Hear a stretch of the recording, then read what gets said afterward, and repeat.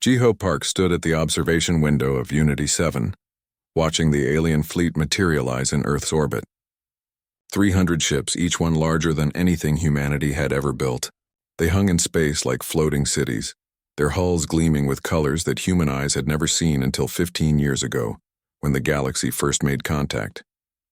Behind him, the diplomatic chamber filled with nervous energy. His staff whispered urgently into their communicators. Security officers checked their sidearms, though everyone knew those weapons would be useless against what waited outside. President Doyen Kim appeared on the main view screen from Earth, his face calm but his eyes betraying worry. "They're hailing us," said the communications officer, a young woman named Hana whose hands shook as she worked her console. "Put them through," Jiho said. He straightened his suit and walked to the center of the chamber. The holographic projector hummed to life, and suddenly, he was looking at something that made his stomach tighten. The alien stood nearly 3 meters tall, with forearms and skin that shifted between purple and deep blue. Its eyes were large and golden, set in a face that somehow managed to look both ancient and ageless.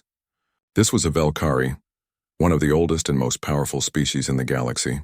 The creature's translator device rendered its clicking speech into perfect English.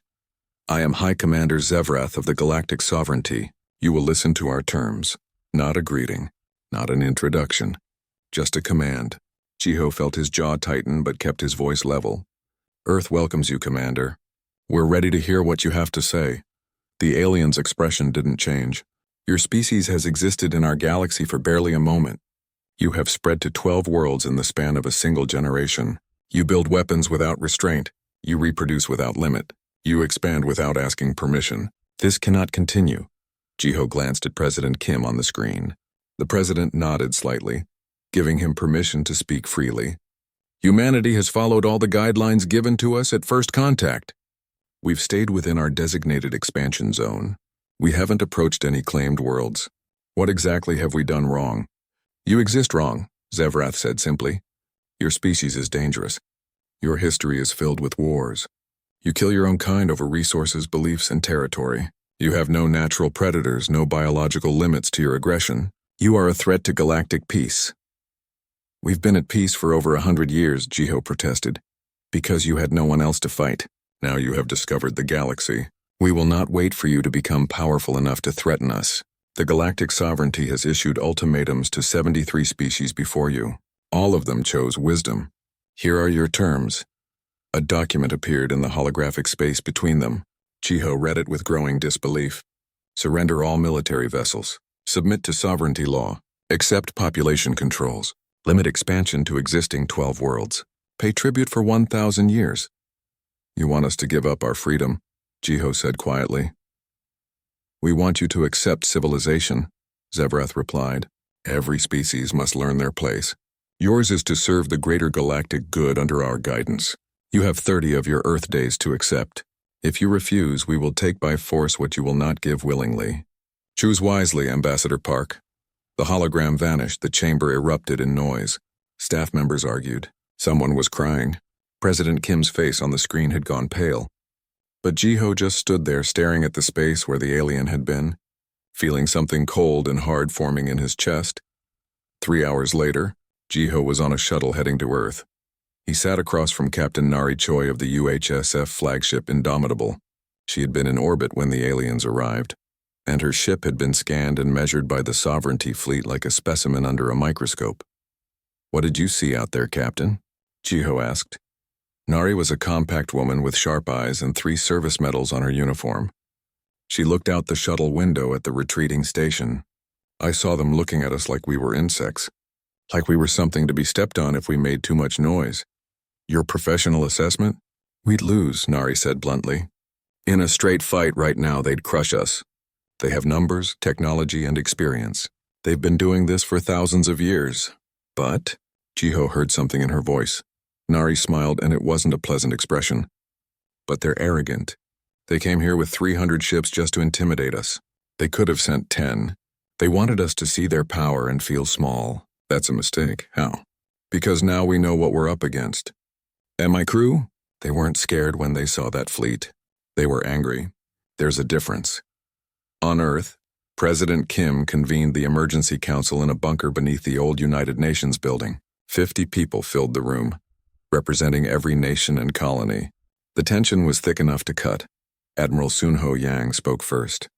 He was an old man with silver hair and a reputation for being humanity's best strategic mind. We need to consider military options, even if the odds are against us. The odds aren't just against us, said Minister Chen from the Economics Department. They're impossible. We should negotiate. Find a middle ground. There is no middle ground, Jiho said tiredly. He just arrived, still wearing his diplomatic suit. I saw it in that creature's eyes. They don't see us as equals. They see us as a problem to be solved. This isn't a negotiation. It's a sentence. Director Yuna Lee from Human Intelligence stood up. She was younger than most people in the room, but she carried herself with quiet confidence. Mr. President, I need to share classified information. With your permission? Kim nodded. Yuna activated a holographic display. Star charts filled the air above the conference table. Red markers indicated human colonies. Blue markers showed alien territories. But there were also green markers, hundreds of them scattered across human space in patterns that made several council members gasp. What are we looking at? Asked the president. For the past 15 years since first contact, we've been preparing for this moment, Yuna said. We hoped it wouldn't come. We prayed we were being paranoid. But some of us remembered our history. Remembered what happens when a powerful civilization meets a weaker one. Those green markers are hidden military installations. Weapons platforms, shipyards, research stations. All off the books. All invisible to normal scans. You built a secret military? Someone shouted. We built insurance, Admiral Yang said calmly. And right now I'm grateful we did. President Kim stared at the display for a long moment. Then he looked around the room at the faces of humanity's leaders. We have 30 days to make a decision that will define our species forever. Do we bow? Do we submit and hope they treat us fairly? Or do we stand up and fight, knowing we might lose everything? The room fell silent. Finally, a representative from the colony world, Jericho, spoke up. Her name was Minji Han, an engineer who'd helped build that world from nothing. My grandparents fled persecution. My parents crossed an ocean for freedom. I crossed space for a new start. I didn't come this far to kneel to anyone. One by one, others nodded. The vote, when it came, was not unanimous, but it was decisive. Humanity would not submit. They had 30 days to prepare for war. 29 days had passed. Jiho Park stood once again in the diplomatic chamber of Unity 7, but this time the room was filled with cameras and recording equipment. Every screen on every human world was watching.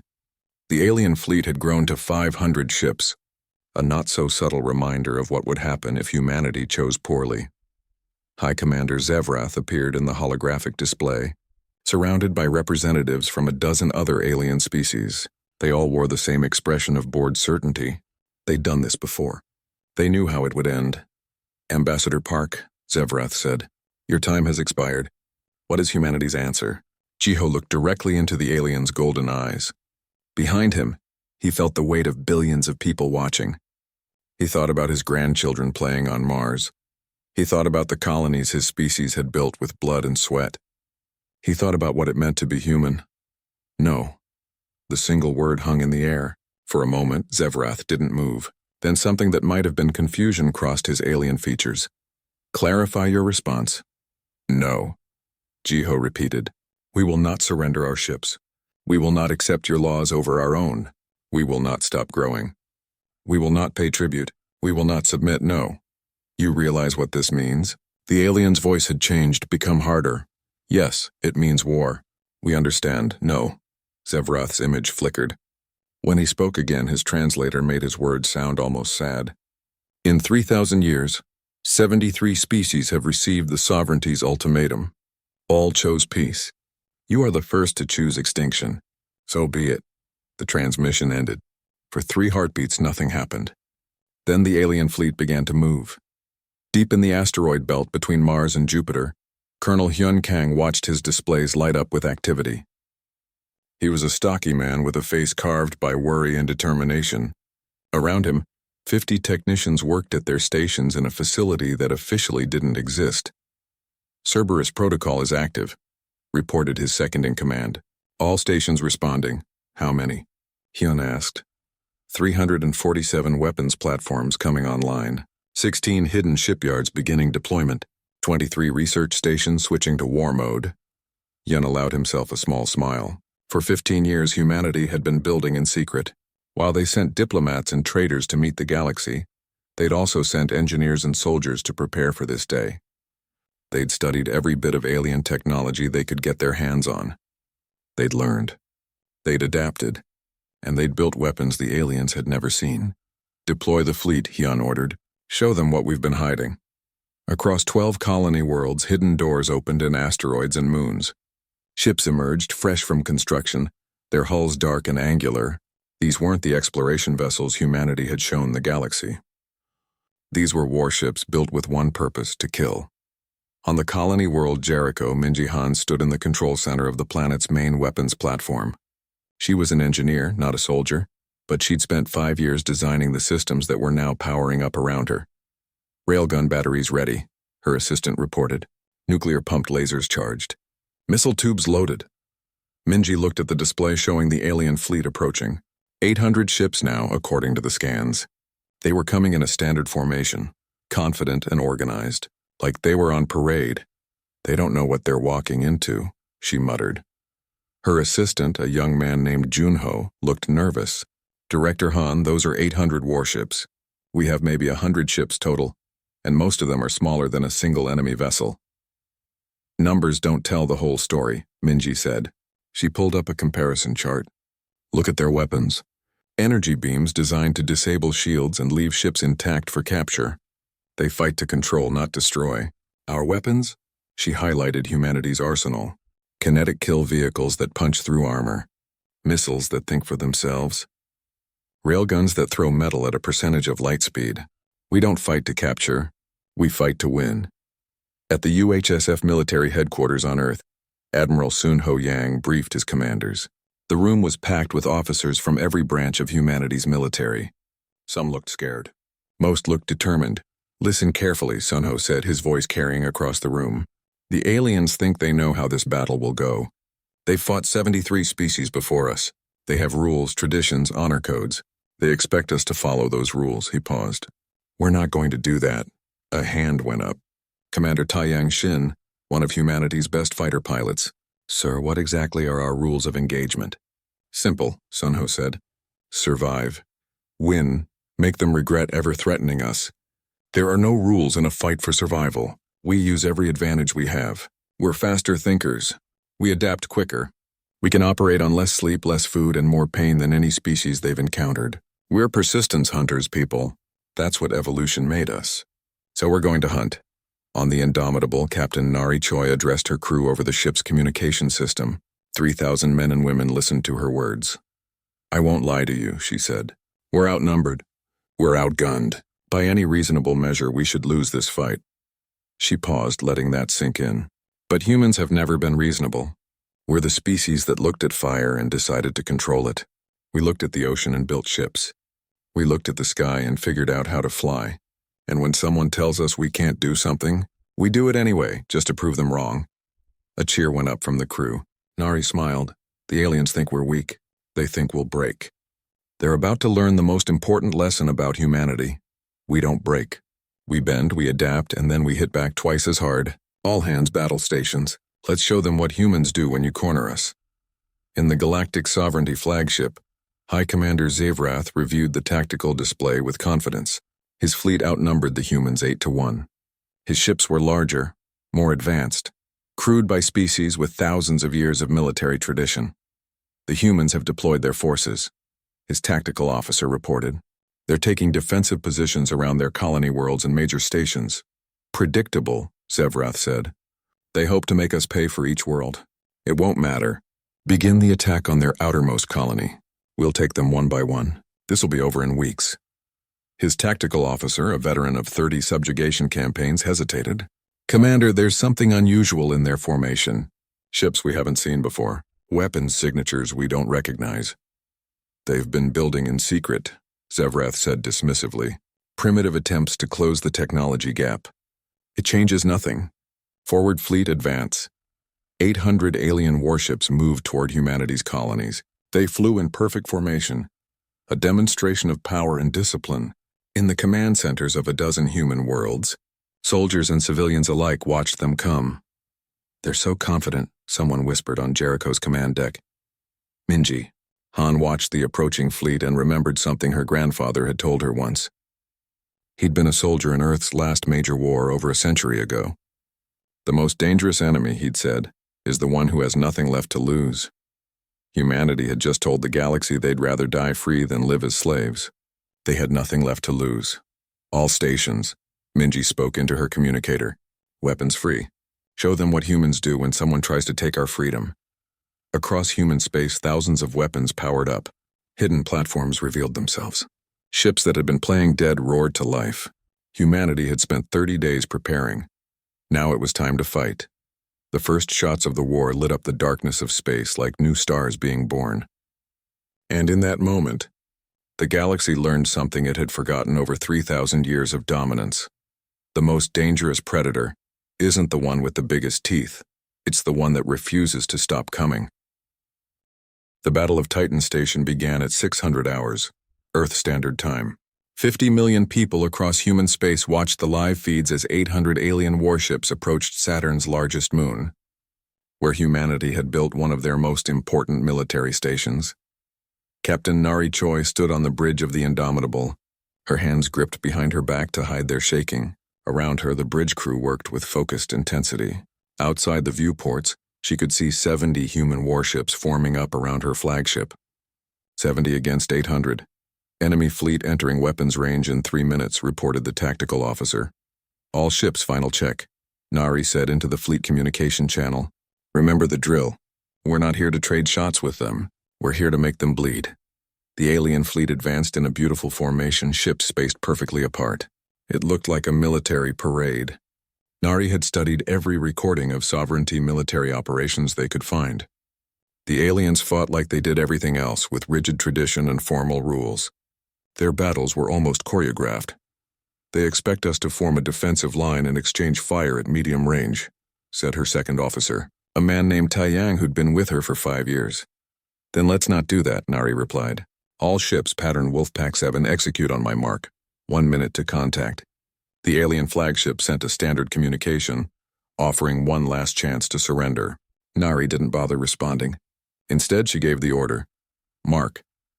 The human fleet scattered like a school of fish sensing a predator. Ships broke formation and accelerated in different directions at speeds the aliens hadn't expected. The Sovereignty's careful formation suddenly had no clear target. "Launch fighters," Nari ordered. From every human ship, small craft burst into space. The aliens called them fighters, but they were more like missiles with pilots. Tiny, fast, and carrying enough firepower to hurt ships 100 times their size. Major Junho Lee led the first squadron, his hands steady on the controls despite his racing heart. "Alpha Squadron with me," Junho said into his radio. "Target their command ship. Beta and Gamma, take the flanks. Delta, you're on point defense, just like we trained." The alien fleet's response was textbook perfect. Point defense lasers tracked the incoming fighters. Energy shields powered up. The Sovereignty ships began firing in measured, controlled bursts, expecting the humans to pull back after taking casualties. The humans didn't pull back. They accelerated. "They're not evading," someone shouted in surprise on the alien command ship. High Commander Zevrath watched the tactical display with growing confusion. The human fighters were flying straight into his point defense fire. Several were hit and destroyed, but the rest kept coming. No retreat, no hesitation, just pure aggression. "What kind of pilots are these?" his tactical officer muttered. Junho's fighter shook as enemy fire passed close enough to scorch his hull. His wingmen exploded in a ball of fire to his left. He didn't slow down. His targeting computer locked onto the alien flagship's shield generator. "Alpha 3 is down," someone reported on the squadron channel. "Keep pushing," Junho replied. "We break their shields, the big ships can hurt them. That's the mission." His missile launched at point-blank range. He yanked his fighter into a spin that would have killed most alien pilots with G-forces alone. Human pilots trained in 10 gravity centrifuges specifically for this. Behind him, his missile impacted the shield generator. The alien flagship's shields flickered. "That's it," Unyo shouted. "Target marked. Indomitable, you have firing solution." On the Indomitable's bridge, Nari saw the opening. "Railguns fire." Humanity's railguns were brutally simple weapons. Magnetic acceleration launched tungsten rods at a significant fraction of light speed. No fancy energy beams. No elegant technology. Just mass times velocity equals kinetic energy. The rods hit the alien flagship's weakened shields and punched through. The Sovereignty command ship shuddered as 3 metal rods tore through its hull. Atmosphere vented into space. The ship didn't explode. Human weapons didn't cause dramatic explosions like in movies. They just put holes in things. Fatal, efficient holes. Enemy flagship damaged, tactical reported. They're falling back. But the rest of the alien fleet was adapting. Return fire started hitting human ships. The destroyer, Steadfast, took a direct hit from an energy beam and broke apart. The cruiser Defiant lost main power and began drifting. The aliens had been surprised, but they had numbers and firepower. "We're taking too many losses," Taeyang reported. "We need to pull back." "Not yet," Nari said. Her knuckles were white on the back of her command chair. "One more pass. Hit them with everything." The human fleet executed a maneuver that would have been impossible for the more rigid alien formations. They spun, regrouped, and charged again, firing missiles as they came. The missiles didn't fly in straight lines like the aliens expected. They jinked, weaved, and actively evaded countermeasures. Human programmers had given them basic artificial intelligence and one simple instruction: hit the target no matter what. The alien fleet destroyed 70% of the missiles. The remaining 30% found their marks. 6 more Sovereignty ships took damage. 2 lost power completely. "Now," Nari said, "all ships tactical withdrawal. Get behind Titan." The human fleet broke off and retreated to the far side of Saturn's moon. The aliens regrouped and prepared to pursue. They had won the engagement. Humanity had lost 9 ships to their 8 damaged, but they hadn't won decisively. And that bothered High Commander Zevrath. "How many fighters did they lose?" he asked. 43 confirmed destroyed, sir. And they kept attacking, even after taking losses that should have made them retreat. Zevrath studied the tactical display. "Send in the ground assault force. Take Titan Station. I want to know what else these humans are hiding." On Titan's surface, General Quan Bei watched the dropships descend from orbit. He was an old soldier, gray-haired and scarred, and he'd been preparing for this moment since the aliens first arrived. Around him, 50,000 human soldiers waited in fortified positions. The Sovereignty's elite shock troops were called the Velkari Warriors. They stood 3 meters tall, heavily armored, and had been fighting wars for 1,000 years. They landed expecting quick victory. Titan's human defenders would see their superiority and surrender. Instead, they were met with gunfire from every direction. "Contact," a Velkari squad leader shouted as bullets tore through his unit. "Ambush in Sector 7. The humans had turned the entire station into a kill zone. They knew the terrain. They'd built tunnels and bunkers. They'd positioned weapons at every corner. And they didn't fight like civilized soldiers. They used traps. They used deception. They fought dirty. Lieutenant Sora Yoon led a platoon in the station's eastern section. She was barely 25, but she'd trained her whole adult life for combat. When the aliens entered her sector, she triggered charges that collapsed a ceiling on them. While they dug themselves out, her soldiers hit them with grenades and automatic fire from concealed positions. "Fall back to secondary position," Sora ordered after the ambush. Her squad moved through tunnels they'd memorized in training. The aliens pursued, angry and confused. Why wouldn't these humans stand and fight properly? Because humans didn't fight properly. They fought to win. The battle for Titan Station lasted 6 hours. The Sovereignty landed 12,000 shock troops. By the time they secured the main complex, 3,000 were dead or wounded. Human casualties were higher, 5,000 killed. But the humans had held long enough to evacuate critical personnel and destroy sensitive equipment. General Quan stood in the command bunker's ruins, watching the alien troops secure the station. His radio crackled with reports from other defensive positions across human space. Similar stories everywhere. The aliens won battles but paid heavy prices. Heavier than they'd ever paid before. "General," his communication officer said, "the Sovereignty is sending a message. They're demanding we surrender or they'll start orbital bombardment of civilian targets." Quan felt cold rage settle in his gut. "Send a message back. Tell them if they target civilians, humanity will stop taking prisoners. Tell them we'll start targeting their colony worlds. Tell them they're fighting humans now and humans don't forget. Ever." In orbit, High Commander Zevrath received the human response. He looked at the casualty reports. 8 ships damaged. 5,000 shock troops lost taking one station, and the humans had 47 more installations across 12 worlds. These primitives shouldn't be this hard to defeat, he said quietly. His tactical officer, who'd fought in 20 subjugation campaigns, looked haunted. Sir, I don't think they're fighting to win. I think they're fighting to make us suffer. To make us pay for every meter of ground. They want us to lose heart. That's impossible, Zevrath said. We're the galactic sovereignty. We've ruled for 3,000 years. We cannot lose heart against a species barely out of its cradle. But as he said it, he wondered if it was true. 4 months into the war, and the galaxy was watching in disbelief. The galactic sovereignty had committed 3,000 warships to the human conflict. 3,000 ships should have crushed humanity in weeks. Instead, the war was grinding on, battle after bloody battle with no end in sight. Fleet Admiral Sun Ho Yang studied the tactical map in Earth's war room. Red markers showed alien positions. Blue markers showed human forces. The map looked bad. The aliens held superior numbers everywhere. But the map didn't show everything. How are our wolf packs performing? Sun Ho asked. Director Yuna Lee pulled up a different display. Exceptionally well. In the past month, our stealth units have destroyed or damaged over 300 supply ships, 17 fuel depots, and 4 major repair facilities. The Sovereignty's supply lines are a mess, Sun Ho smiled. It was a cold smile that never reached his eyes. Good. They're learning what humans learned in our wars centuries ago. You can win every battle and still lose a war if you can't supply your forces. The traditional warfare the aliens expected had lasted exactly 3 weeks. After that, humanity had switched to what they did best: adapt. Human ships no longer fought in big fleet battles where the aliens' numbers mattered. Instead, they raided. They ambushed. They hit targets of opportunity and disappeared before reinforcements arrived. Commander Hana Seo captained the Night Stalker, one of humanity's new stealth destroyers. Her ship was coated in materials that absorbed sensor waves instead of reflecting them. The aliens' fancy detection systems couldn't find her if she didn't want to be found. Target acquired, her tactical officer reported. Sovereignty fuel convoy, 12 freighters with light escort.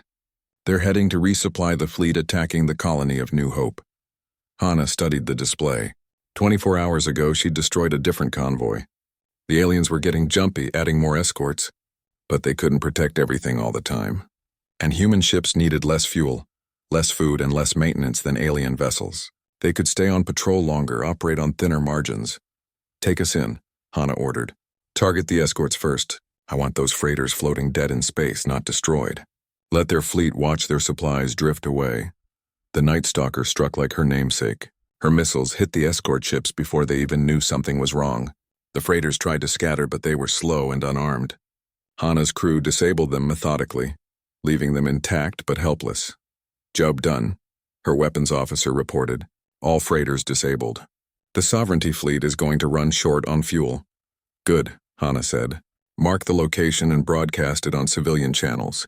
Let the independent traders know there's free salvage here. The aliens will have to spend time recovering their own ships instead of attacking our worlds. On Earth, Director Yuna Lee was winning a different kind of war. The Sovereignty had controlled galactic information for 3,000 years. They decided what people saw, what they knew, what they believed. But they'd never fought an enemy that understood psychological warfare the way humans did. Yuna's team broadcast footage across the galaxy, not propaganda showing heroic human victories. Just raw footage of the fighting, video of human soldiers wounded but still fighting, audio of human pilots joking while under fire, images of civilians rebuilding bombed cities the next day. The message was subtle but powerful. Humans don't quit. You can hurt them, but you can't break them. Several of the Sovereignty's client species were starting to ask questions.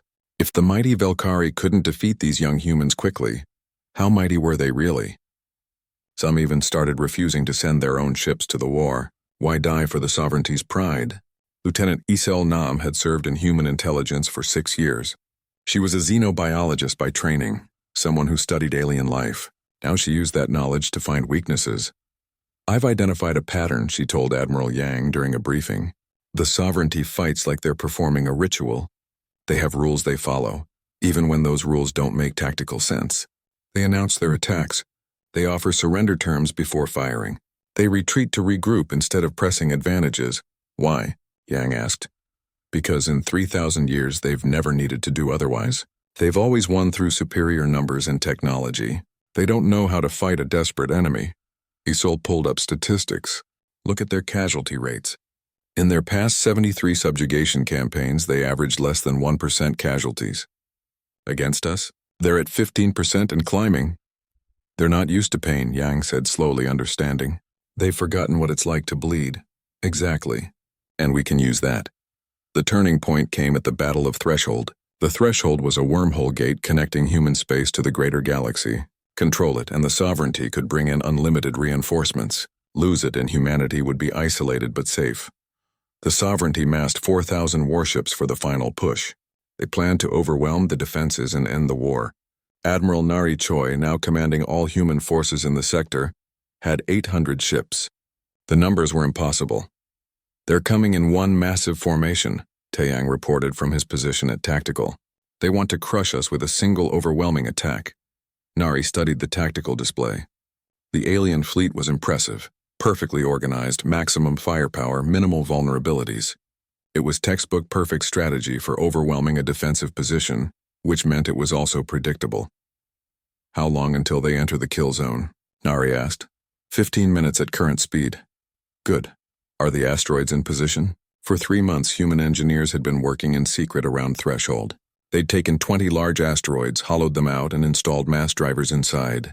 Now those asteroids were accelerating, hidden among thousands of other rocks in the system. Colonel Hyun Kang monitored the operation from a control center on a hidden station. He watched as the asteroids reached critical velocity. When you accelerate a rock the size of a small mountain to near light speed, you create a weapon that makes nuclear bombs look like firecrackers. Release in 3, 2, 1, now. The mass drivers shut down. The asteroids continued on their trajectories, invisible to the alien sensors because they looked like ordinary space debris. Just rocks drifting through space, rocks traveling at 12% of light speed. On the Sovereignty flagship, an alarm suddenly blared. Collision alert! Multiple large objects on intercept course. High Commander Zevrath stared at his display in confusion. What objects? Where did they come from? They're just asteroids, but they're moving impossibly fast. Impact in 30 seconds. Evasive maneuvers. All ships, scatter. But you can't scatter a formation of 4,000 ships in 30 seconds. The asteroids hit the alien fleet like hammer strikes from an angry god. The impacts released energy equivalent to dozens of nuclear weapons. Shields that could stop energy beams were useless against solid matter traveling at relativistic speeds. 1,400 sovereignty ships were destroyed in the first salvo. 700 more were damaged. The beautiful formation became chaos. All human forces attack, Nari ordered. Hit them while they're confused. 800 human ships surged forward. They fired every weapon they had: missiles, railguns, lasers, energy beams they'd captured from defeated alien ships and reverse engineered.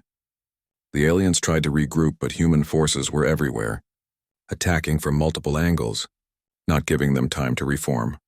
Major Junho led fighter squadrons through the debris field, targeting damaged ships.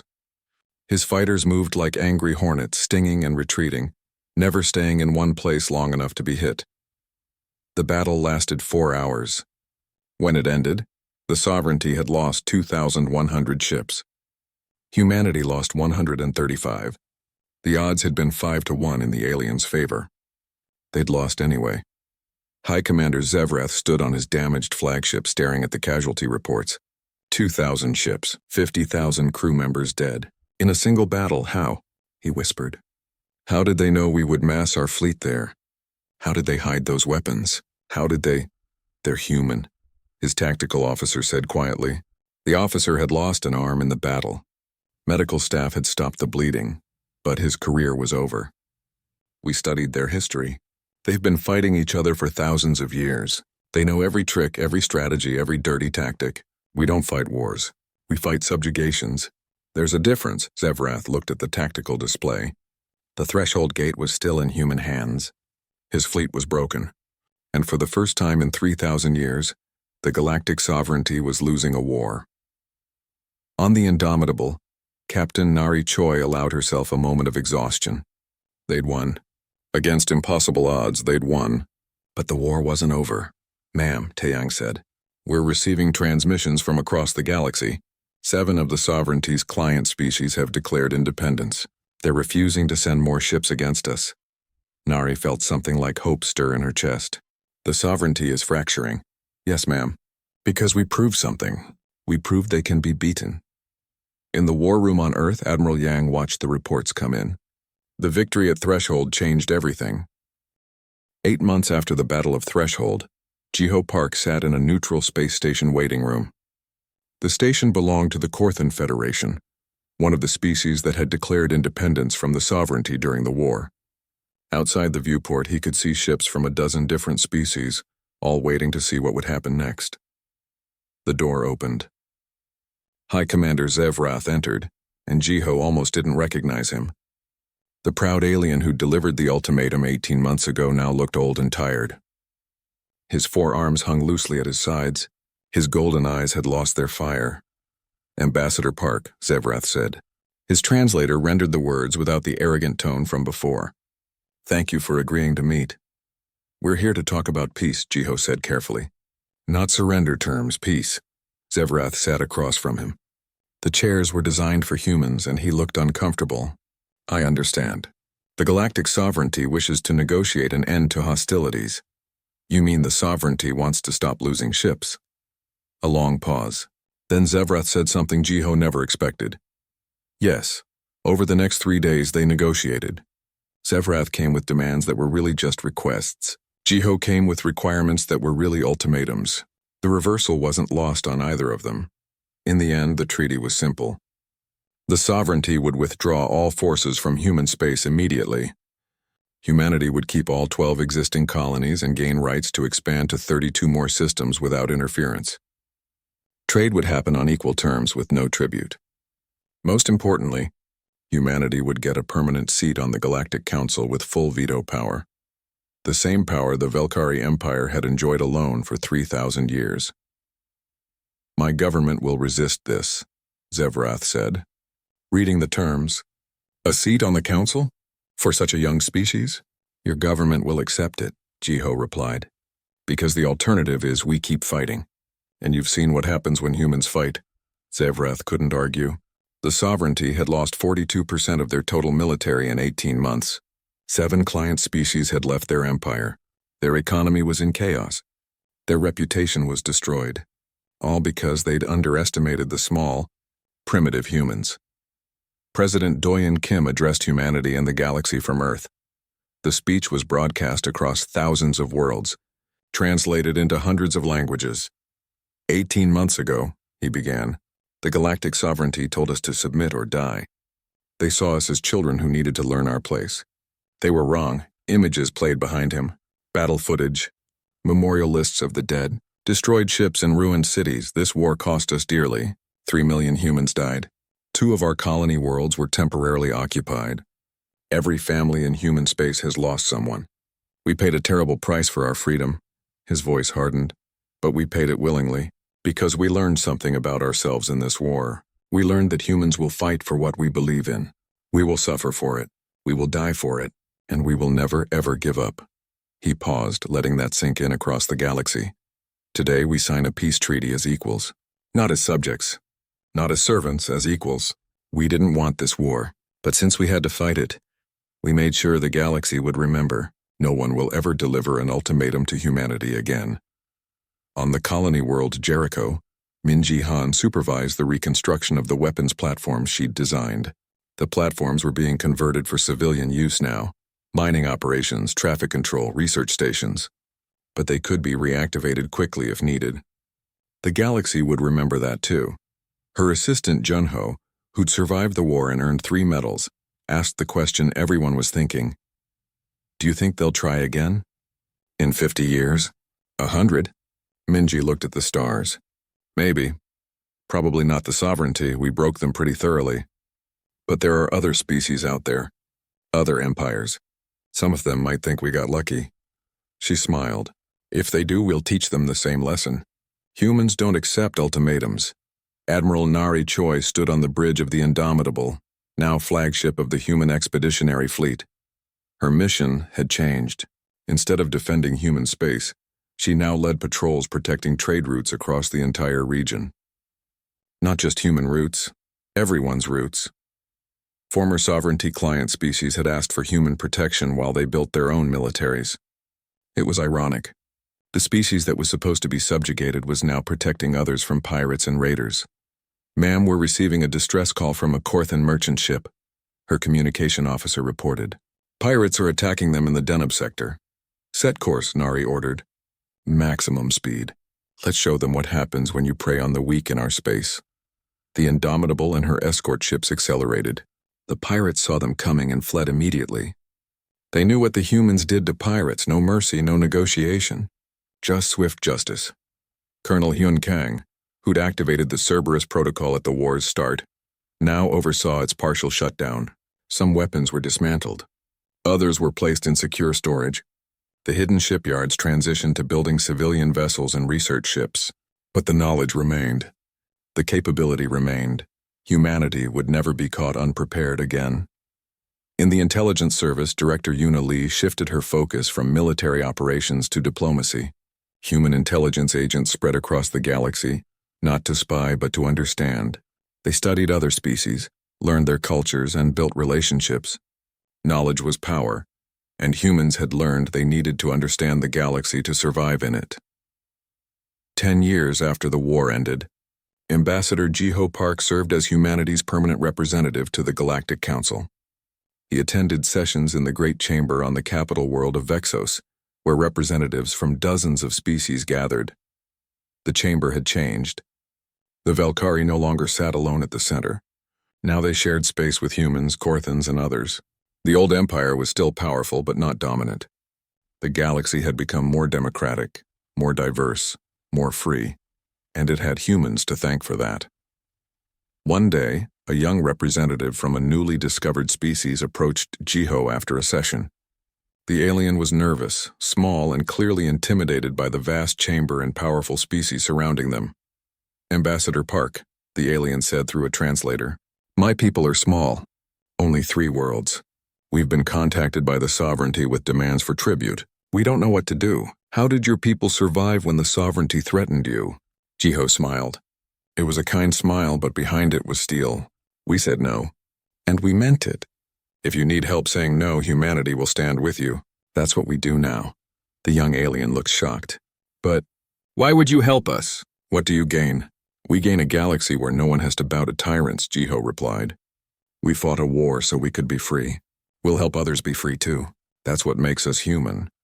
On Earth, monuments were built to honor the 3 million who died in the war. President Kim, older now and nearing the end of his term, visited one such memorial in Seoul. Names were carved in black stone: soldiers, civilians, children. The cost of freedom written in lives. A young girl approached him, maybe 10 years old.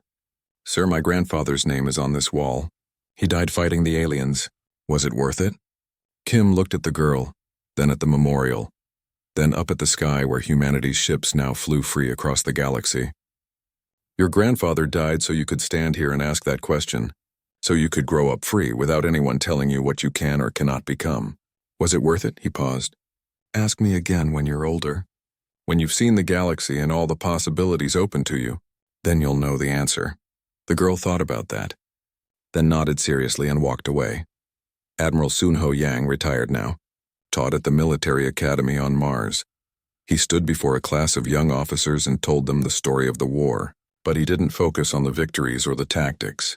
He focused on the lesson. The sovereignty made one critical mistake, he told his students. They thought humanity's lack of experience was weakness. They thought our youth made us inferior. They didn't understand that our lack of tradition was actually our greatest strength. A student raised their hand. "How is that a strength, sir?" "Because we weren't bound by 3,000 years of, 'This is how it's done,'" Yang explained. "We could try new things. We could adapt. We could break rules that didn't make sense. The sovereignty fought the way they always fought. We fought the way we needed to fight. Innovation beats tradition when survival is on the line." Commander Taeyang Shin, still serving under Admiral Choi, sometimes looked at the star charts and marveled at how much had changed. Human ships now traveled freely across 70 systems. Human traders did business with 24 species. Human scientists collaborated with alien researchers on problems that affected everyone. But he never forgot the war. None of them did. The scars were too deep. "Do you think we'll fight another war?" asked a young officer on his bridge one day. "Probably," Taeyang said honestly. "The galaxy's a big place. There are species we haven't met yet. Some of them might be hostile. Some might see us as threats." He looked at the young officer. "But we're ready now. And more importantly, the galaxy knows we're ready. That's what prevents wars, not weakness, but strength combined with the will to use it."